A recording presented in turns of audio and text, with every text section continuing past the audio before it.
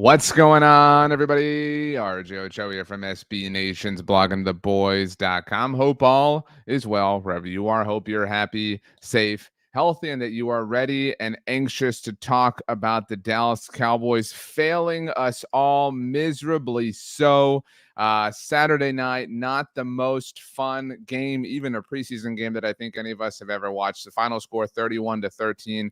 With the Ravens winning, this gives the Cowboys an 0-2 record in the preseason. If you care about that sort of thing, I don't think that you should, but if you do, you have the information. On the subject of information, this is our live Dallas Cowboys postgame show. I'm live after each and every single Dallas Cowboys game. You can watch this show in a variety of ways, whether if you are live, you can watch it live in the Bleach Report app. The show is powered by Bleach Report. You can also watch it live on the Blogging the Boys YouTube channel. A big salute to you, those of you who are on the tube of you. Like the video, subscribe, tell a friend. I'm on social, X, Instagram, Threads at RJ Ochoa, TikTok, RJ.Ochoa. I'm on Facebook, LinkedIn, Blue Sky, whatever you want. I promise we'll find a way to chat about the Dallas Cowboys. I know last week that we had a mic issue. Thank you, Alex on YouTube says the mic is sounding better. We got a brand new cord. I'm not going to test it and touch it or anything like that, but we are good to go. I saw your comment, Alex, on YouTube saying, let me go ahead and say we better all hope Dak comes out the gate playing like an MVP because Milton isn't inspiring any confidence at this point. Lauren says, yo, Rick on watches says ugly. I hope you're talking about the Cowboys performance, Rick, not myself. Chuck on Bleacher Report says, well, that was bad. Coaching, line, quarterback play, all bad. I write a stock report after every Dallas Cowboys game.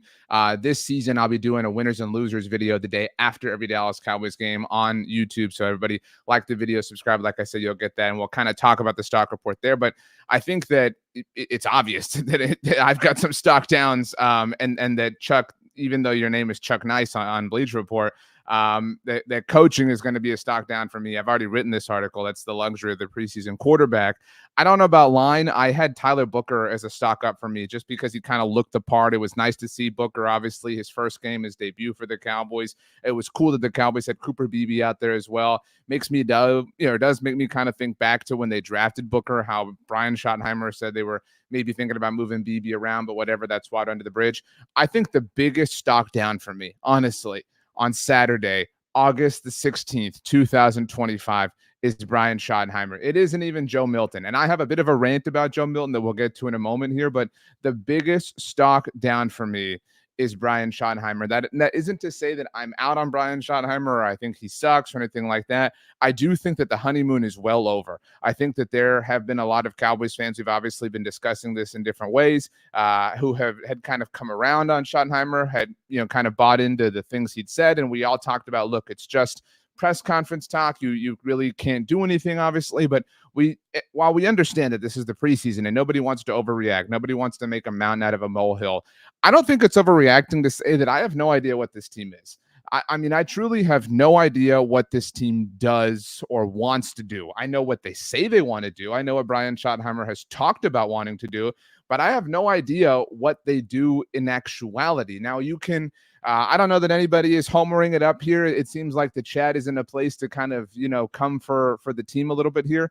But I don't think that anybody can say like, hey, this is definitely what they do. We know that Shoddy has said they want to be physical. They want to flirt with the edge. They don't want to go past the edge, all that kind of football cliche and jargon stuff. And I don't say that way to cast a negative dispersion on him. I'm not trying to bring this man down. I'm rooting for him, obviously, but I have zero idea what the Cowboys do well right now or what they're even trying to do. I know what they're talking about trying to do well, but I don't know what they're trying to do well on the field. On YouTube, Alex says Booth a stock up. Yes, we'll get to Andrew Booth. He is a stock up. Omar on YouTube says, how will Coach Shoddy spin the team performance after that game? Look, D-Bones on 2022 on Bleacher Report says offense will be okay when the season starts. Defense won't stop a nosebleed. I'm not ready to go that far to say that the offense will be okay, but I find this funny, and I'm not accusing any one person in the chat or anybody, whatever. Lawrence, I see you on YouTube saying the Cowboys did Cooper Rush wrong and he departed. There was all that chatter, remember, about the final game of the regular season, how they didn't let him play. They let Trey Lance play. They cut Cooper short of his time served to get his roster bonus and all that jazz. Water under the bridge. I'm not defending anybody. I'm just trying to talk about what's important here.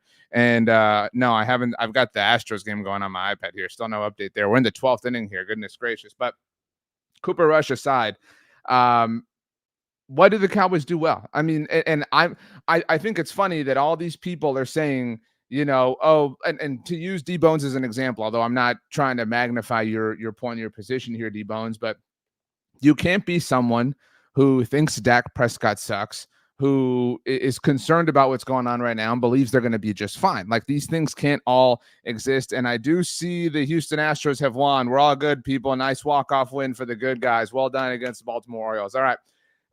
I think it's fair to be concerned about the offense. I think it's fair to have some questions about what they're going to look like when Dak Prescott ultimately, if he deals with an injury. And this is a man who's been injured a lot, obviously, over the course of the last 5 years. Tim on Bleacher Report says, one thing for sure, Cowboys will suck again. Another wasted season. I can't stand this ownership. God help us. Tell us how you really feel. Fred on YouTube says, I know this is just preseason, but if the Cowboys come out slow, Schottenheimer will be fired. I don't think so. Or fried is what you said. And in the flats is when the Cowboys season win total first came out, I felt how you did, RJ. In the flats is talking about how I have said that the win total is a little bit low. I do believe that 7.5, 8.5 is low, but I believe in Dak Prescott very much. That's really where the genesis of my point comes from. But to continue your comments, it seemed like an easy over at this point. I just don't feel that way anymore. I'm normally always positive, but I'm not feeling okay. Let's have this conversation this way. All right. Let's just speak straight up. Let's speak blunt. I think we're in that mood together as one happy family. When Brian Schottenheimer was first hired, we freaked out. I mean, let's call a spade a spade. Like, we were losing our minds. Our pets' heads were falling off. My dogs aren't in the office right now, so they don't have to hear that. It's always an awkward saying to say around them. And we thought that this was a horrible hire, that he was going to be in over his head, no pun intended, that this was going to go poorly. Now, we're 2 preseason games in, so I don't think any of us want to go that far or even come close to going that far. But tell me that you aren't kind of thinking back to that January day and saying, like, maybe we were all right. Maybe we just coped ourselves into thinking, X, Y, and Z. That's obviously possible. And again, I'm not trying to go that far. I don't think that we should be overreacting that much to a preseason game, but I stand by the fact that I don't know what this team does well. I don't know how this team wants to operate. I don't know how, name the one thing that this team has tried to do through 2 preseason games, an admitted qualifier that it's only the preseason. Name the one thing that they have tried to do on offense through the first 2 weeks of the preseason that they have successfully accomplished. Brian Schottenheimer said ahead of Saturday's game against Baltimore that they had some offensive starters along the offensive line. They were going to try to run the ball. They didn't do well winning the line of scrimmage against Los Angeles last week. Okay, great. You didn't do it, though. I mean, Miles Sanders was your starting running back. He had 7 carries for 15 yards. You're not imposing your will. You're not setting the edge. You're not doing any of the football jargon or cliche sort of things. So we really have no idea who you are. And we can only keep saying it's only the preseason for so long before we start to look inward and doubt kind of everything. And I think that it's not ridiculous to be there. It might be ridiculous when we look back in a few months, but in this moment, I think it's fair to at least be somewhat having these thoughts. To get to the YouTube comments here, Fred says no, Astro. Okay, Astros talks on, my bad. Rick Ursulini says defense played better, offense played worse. Alex says, I think the ones will be okay when the regular season starts. It's the zero depth that has me worried. Alex says they've successfully accomplished eliminating some players from roster contention. That's something, right? That's true process of elimination here.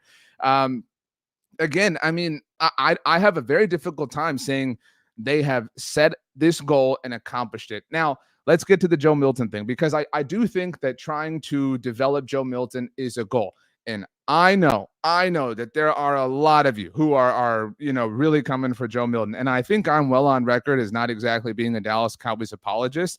But I will tell you that you need to just calm down a little bit here. This was always a project. This is not Trey Lance. And please do not point to Trey Lance's stat line from Saturday night as an example of how the Cowboys flubbed. If you want a list of demerits against the Cowboys, I'm your guy. Come to me. I will totally hand them to you. But this is a situation where you are overreacting a little bit. Joe Milton is in his 2nd NFL season, and maybe we all got a little bit carried away and thought he would be fine right away. And maybe that was a little bit of a miscalculation, but he's only in his 2nd NFL preseason. He's on his 2nd NFL team in as many times, learning his 2nd NFL playbook, 2nd NFL offense, 2nd NFL coaching staff. He was a raw player even at the collegiate level. He's wildly talented. If you truly expected him to be polished as a backup quarterback right away, that's on you. That's on me. That's on all of us. He needs this time. It is critical. And the reason that this is different than Trey Lance is the Cowboys traded for Trey. It's a very difficult sentence to say. At the end of his third preseason period in the NFL. They didn't get an offseason his third year in the NFL. They didn't get the preseason. The Cowboys are getting these opportunities to work with, to mold Joe Milton. Will that bear fruit in the end? I don't know. But what I do know is that this is the right thing to do. It's frustrating that it's not working, and you can certainly make a very legitimate argument that it's compromising the evaluation for other players on the roster, and that's a Brian Schottenheimer question that he ultimately has to answer. But I'm not panicking about Joe Milton. I'm bummed that the situation is what it is, but I think if you're somebody who's really freaking out, who's like, this dude sucks, cut him, blah, blah, you need to touch grass and come back down to earth a little bit here, because it's not that big of a deal. To get to some comments here, Alex says, not coming from Milton, just saying as of right this moment, he hasn't convinced me he's going to win anything if we need him. That's just the truth. I totally agree with you, Alex. And I will say this. I understand. If you have watched me for a long time, I was very critical of the Cowboys for approaching life with Cooper Rush as their backup quarterback. And the reason for that was that until he had to go in as the starter that Sunday night game in Minnesota in 2021, he had no experience. And in fact, they let him go, and he had a cup of coffee with Jason Garrett's New York Giants, and he came back, and they were very, very, very lucky. When Dak Prescott hurt his thumb at the beginning of 2022 and he was out a month and a half, Cooper Rush saved them. The fact that he was truly able to drive that bus, and that Dan Quinn and the defense were able to carry the load on their side of things really, really saved them. I'm with you that if the Cowboys had to play a game today without Dak Prescott, I would much rather them play Will Grier. Although, as I say that, I would kind of rather them play Joe Milton. Joe Milton is a true wild card, and I'm totally with all of y'all that you have no idea what you're going to get with him. You're probably not going to get something, good, but the possibility exists that you're going to get something great. That's what's so tantalizing about him. That's what makes him a lottery ticket. That's what makes this whole project worth pursuing in the first place, which is why I'm okay with the Cowboys doing that. Again, there's a fine line, and there's a balance, and there's a delicate nature to juggling, developing Joe Milton and giving him the opportunities and watering that plan and helping it grow, nurturing it, all that right stuff. But also, do you know anything? Do I know anything about Ryan Flournoy or Jalen Brooks or even Jonathan Mingo? I know they each have had a moment or two throughout camp and throughout the 2 preseason games to this point, but the fact that we don't know who wide receivers 4 through 6 are on this team, or the fact that no one has been able to state their case about those positions on the roster, is a Joe Milton problem. And it's not even a Joe Milton problem, because I support the Cowboys going forward. It's a Kobayashi Maru. It's an unwinnable situation that the Captain Spock devised. And right now, Brian Schottenheimer is truly Captain Kirk, who's trying to figure out his way through it. Let's get to the Bleacher Report side of things. D-Bone says, well, they have accomplished one thing. Those Dak haters won't get the wish of Milton beating Dak out. That's true. Let's see. Bobby on YouTube says, what are the quarterbacks rookies of 2025 look better in these 2 preseason games than Joe Milton? SMH.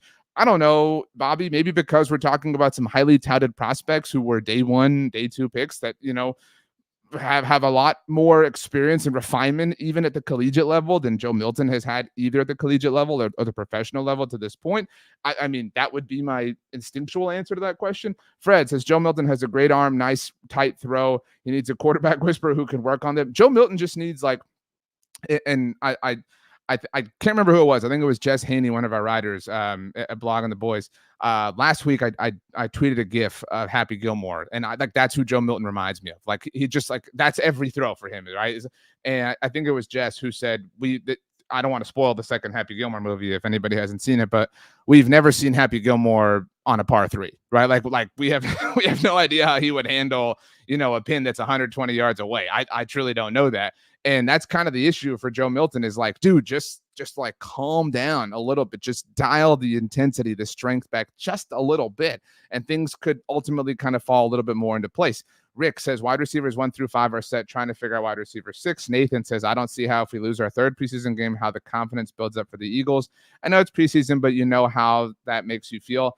I really have zero issue with losing the preseason games. That doesn't bother me in any one way. What bothers me is that I don't know a single thing about this offense. I don't know a single thing about this defense. What I know about the defense is they can kind of dig in when the offense sets them up, but I haven't learned a lot about this team, and they've played 2 exhibition games. That's a big issue.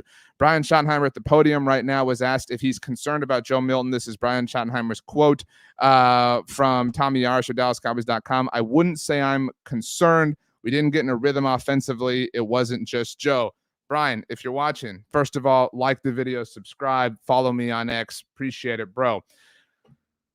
This is the honeymoon ending, Brian, because these quotes can't just like, this isn't enough for people. You can't just like semantic your way out of it or speak in platitudes like, oh, well, none of us got into a rhythm or whatever. Like, that's kind of the issue, right? Like, that's kind of the problem. And you said that last week, and here we go again. Here we win again. And you're a couple weeks away from playing one of the best teams that's been assembled in recent history. And I don't know that any of us believe that you are properly prepared for it. Now, I'll give you that your best player is not on the team right now because your front office is full of, people who just like insist on stirring the pot of toxicity. So like you've got a lot going against you just kind of when you wake up. But that being said, you're not doing much on your own to fix this problem here.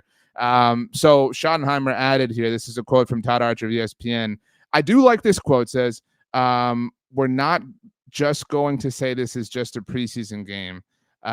That's good. I mean, like that, because that was frustrating last week, right? I think we all were last week saying like, oh, you can't just say like it is just a preseason game, but it's also like not just a preseason game. Like again, I'll pose this question out to the live audience. I know a lot of you catch it, rewatch it, slate, whatever, but who on this team? You can be anybody and maybe this helps us spin positively. Who on this team did you not have on the 53-man roster that you do? Who has like impressed you? Who has it? Maybe your answer is Trayshawn Holden. I think that would be a popular one. Maybe your answer is Andrew Booth after tonight. I know the pick six was awesome. I don't know that that's like the answer, but I mean, maybe that's your answer. I truly don't know. I do think some players have lost their roster spots or have come closer to losing. I think we've had more players flirt with losing their roster spots than we have had players flirt with gaining a roster spot. I would offer that Saturday night as an example that Miles Sanders flirted with losing his roster spot. 7 carries for 15 yards. I mean, that's not great, right? Like Phil Maffa comes in and like, boom, it's Phil Maffa time, baby. Like I don't, I really don't know what is Miles Sanders doing to like impress us right now. Like why, if you're in charge right now, whoever you are, whether you're watching on Bleacher Report or YouTube Live or after the fact, just to use Miles Sanders as an example, not to pick on him, but what has Miles Sanders done? And it's only been one preseason game. And some of the fact that it's only been one preseason game is on Brian Schottenheimer because the Cowboys didn't play most of their important players in the first preseason game. But what is Miles Sanders doing right now that you are telling yourself that you're saying, got to have 4 running backs? Like I've got it. No, I'm sorry. That's non-negotiable. I have to have 4. I don't think he's done anything. I mean, I think that Jaden Blue and Phil Maffa get benefits of the doubt because they're rookies and they're unproven and they're on cheap deals. Not that Miles Sanders and Javonte Williams are like burning up the cap space, but I mean, the fact that you have 4 years of team control, like those things are pluses in the pros and cons sort of list. And Javonte Williams, we haven't seen. A lot of you are saying that Booth hasn't really done anything. That's fair. But Andy says it doesn't matter who shined today, Jerry. We'll get rid of them. I'm not going to go that far. On Bleacher Report, Walt Steams says Milton is straight up trash. Again, I'm uncomfortable with calling Joe Milton trash. I fully recognize he hasn't played well. I think he's a raw prospect. I mean, like, I think this is the equivalent of like walking out of the grocery store and you're like, this steak isn't even cooked. I know. I'm like, we know. Like, we just bought it. Like, it's still in the butcher paper. Like, we understood that. Like, why would you think it's cooked right now? That's kind of how I feel about this situation. If you thought that he was going to come in, I think there's a bit of a straw man argument going on here.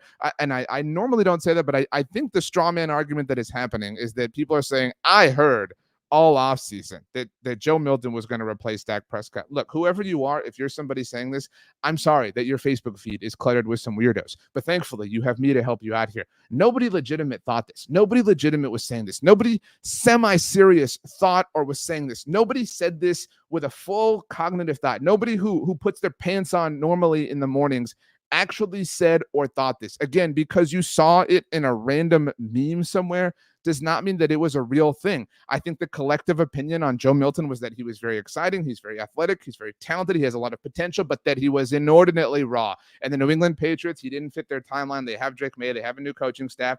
And I love this. I love the lottery ticket nature for a new offensive head coach who's the offensive play caller. I stand by the fact that it was a sound, logical decision from the Dallas Cowboys, which is not a sentence that I get to say very often. So if you think he's trash, you think he's whatever, you're not looking at things the way you were supposed to right now, and you're letting the Facebook meme of it all warp your mind, and you're better than that. That being said, let's see if anybody has any people. Andy says if Dallas stinks this year, we still have Big 12 football. Well, Sundale was going to win that thing. So let's go. But Nathan says, but Bazooka Joe beat the Bills. Again, nobody was saying this in a real way. Fred says, I believe Mingo will be gone or trade. I don't like,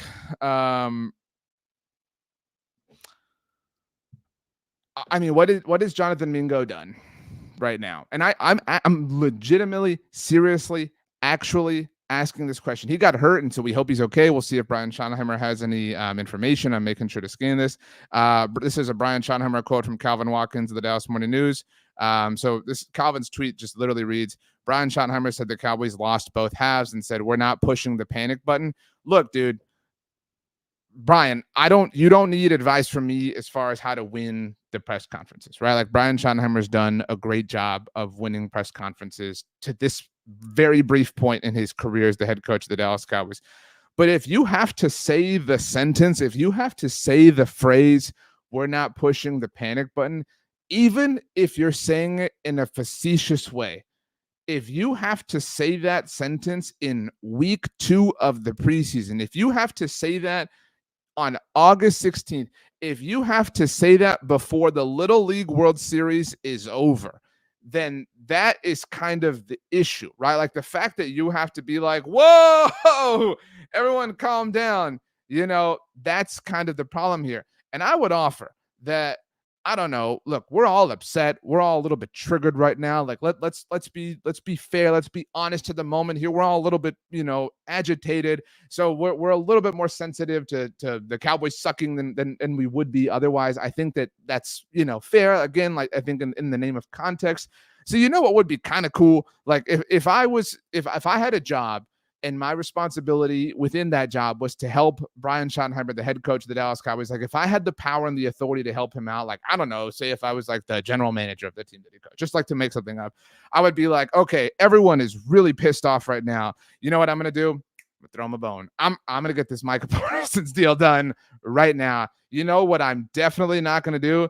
I'm definitely not going to continue to stir the pot of toxicity about this Netflix special coming out about the teams that were successful 30 years ago and remind everyone of how good they were and how not good these guys are and just shine a light on this whole thing.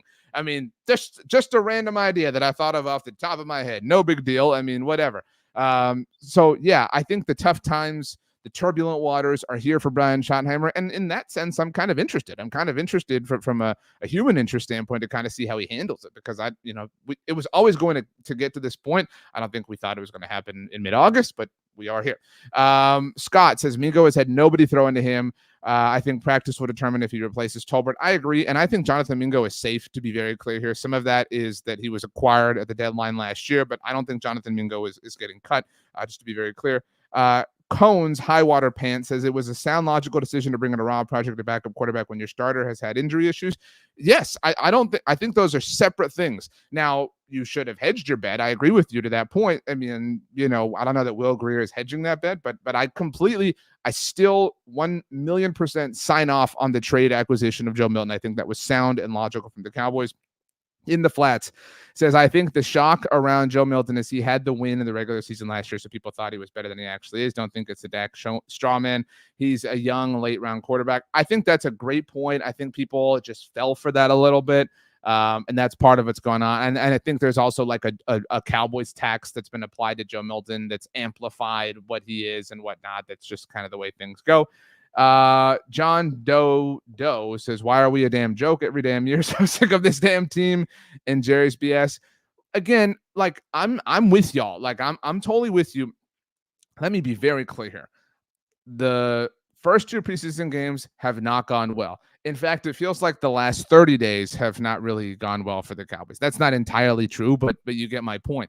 I think that, like, let's recall, training camp was off to a really, really good start, right? Like, everything was good. Everything was copacetic. Everything was kumbaya. And then, boom, Jerry Jones spoke. And then we were kind of, like, chilling. And then, boom, Stephen Jones spoke. And then the Micah thing, like, it's just been this cloud hanging over the team. And so the fact that the team hasn't played well, whatever, I mean, I get it. Like, this team is still pretty good. And I'm using that term very loosely. I think this team can still win 9 to 10, 11 games, and who knows what happens after that. I'm not trying to blow smoke or anything like that.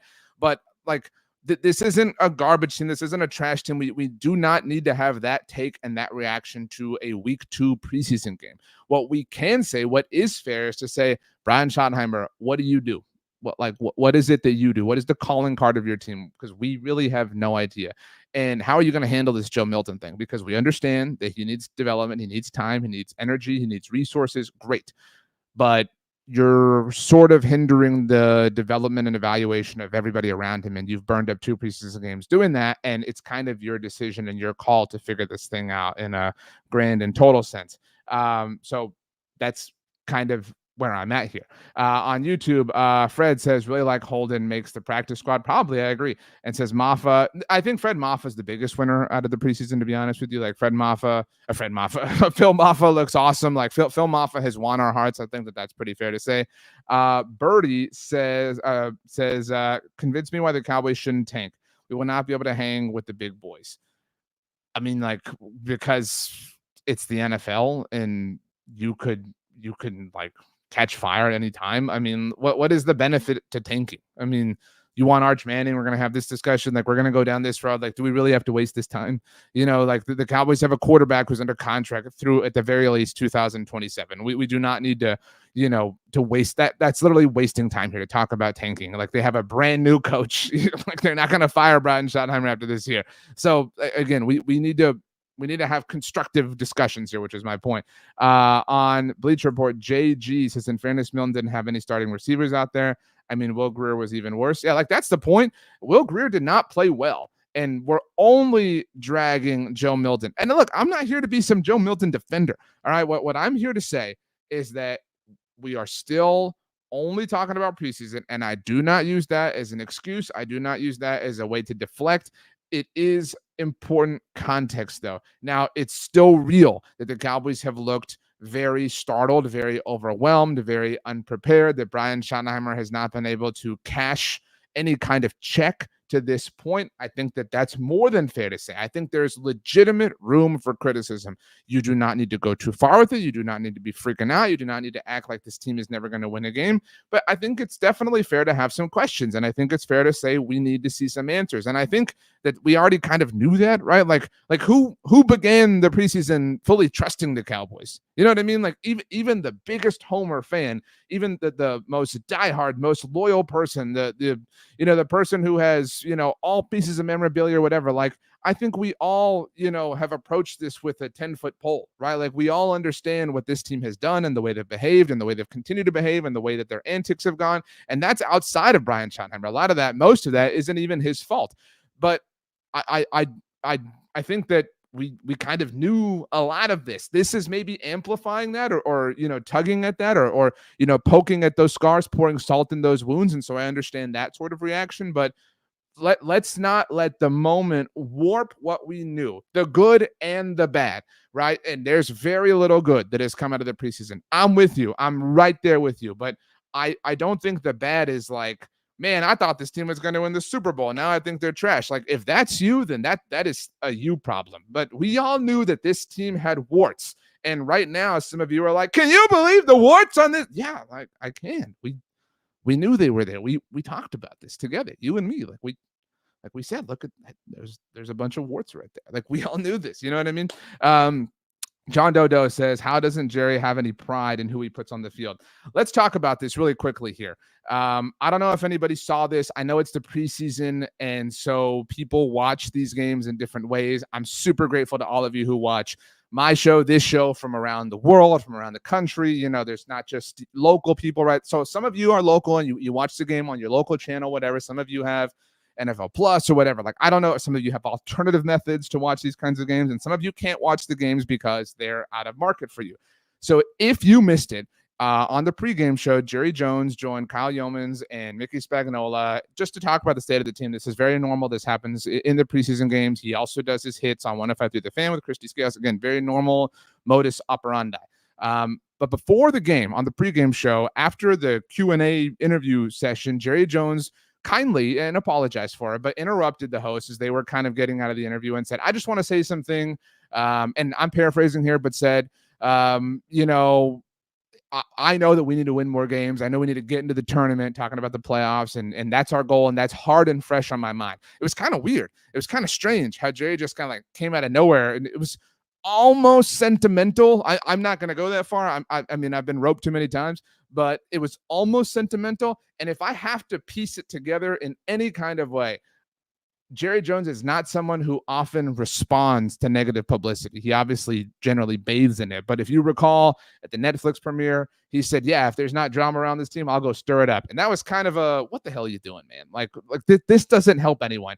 If I had to guess, I truly think that this comment was in response to that. I truly think that this was a matter of like, man, I don't think I'm going to be able to get it all, but I'm going to try to put some of the toothpaste back in the tube. Like, you know what I mean? When you actually try and it looks like a disaster, but you feel like some pride because you tried. Like, if it was just strange. I mean, you don't get these kind of oddly, somewhat sort of sentimental quotes from Jerry Jones often, which is why it stood out to me.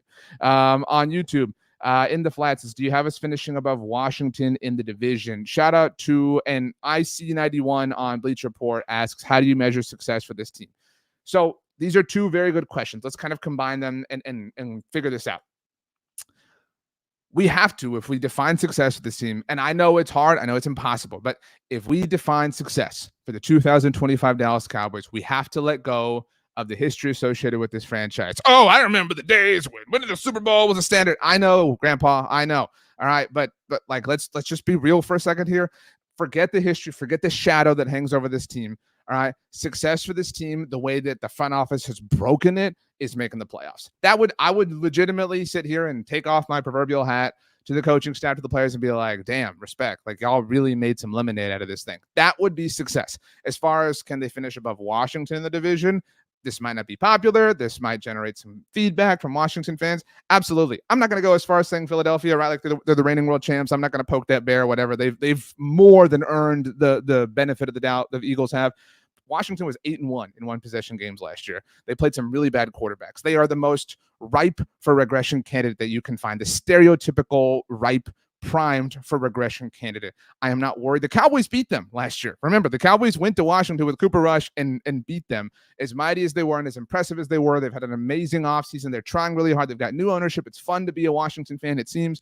But I am in no way concerned. I would venture to guess the Cowboys probably split their games with Washington, but I feel pretty confident that the Cowboys will finish above Washington in the division. Obviously, Philadelphia is the one that remains to be seen. Nobody repeats as a division champion in the NFC East, on and on and on and on.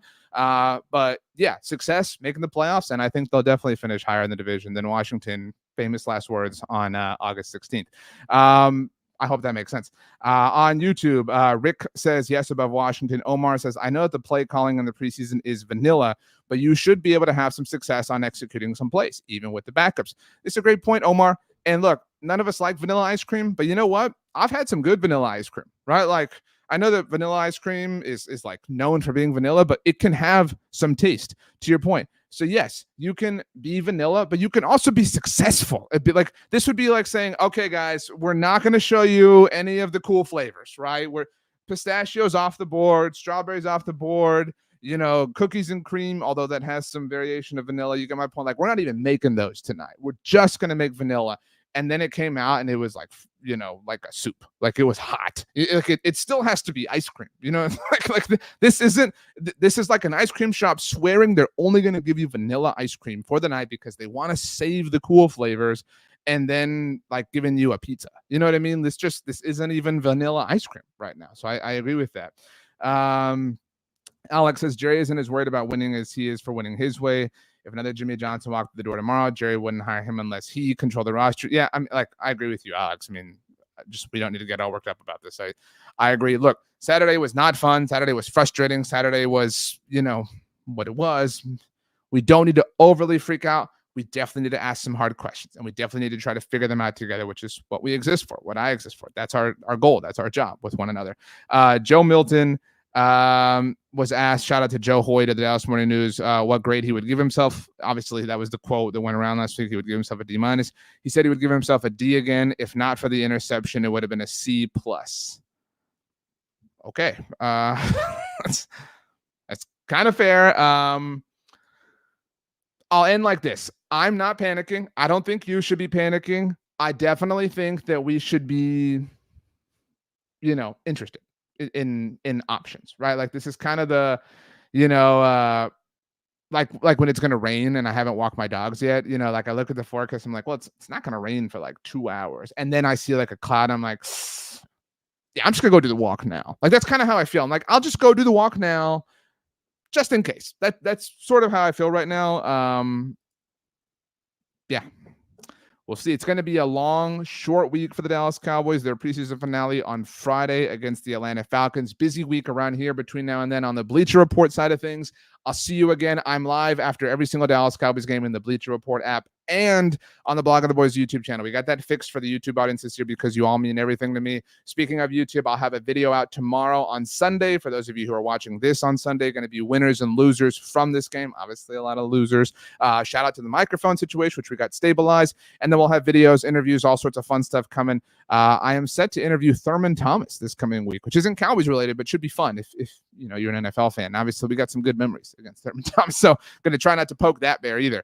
But if you want to hang out with me on social media, I'm everywhere talking about the Dallas Cowboys all the time, 24/7, 365, X, Instagram, Threads at RJ Ochoa. I'm doing a lot of things on Instagram this year, so if you're on Instagram, head on over there. TikTok, RJ.Ochoa. I have a Facebook page. If you like, I know I took a shot earlier, but if you like Facebook, I'm over there. Go like my page. Go follow me on LinkedIn, whatever. Anywhere you are consuming content about the Dallas Cowboys, I promise I'm there. I consider it an honor for you to give me some of your time. I promise I don't take it for granted. I promise I'm doing everything I can with all of my energy to give you the very best Dallas Cowboys discussion and analysis that there is. But there are so many wonderful Dallas Cowboys content creators as well doing the same thing. In that sense, we are very blessed as a fan base to have so many smart people who are assessing this team, which will make this week kind of fun to try to, put the puzzle together. You know what I'm saying? But thank you so much, everybody, for hanging out. I hope you all have a wonderful rest of your weekend. Winners and losers video dropping on the YouTube channel on Sunday. But yeah, let's go ahead and get out of here. Thanks so much for hanging out, everybody. And we will see you next time.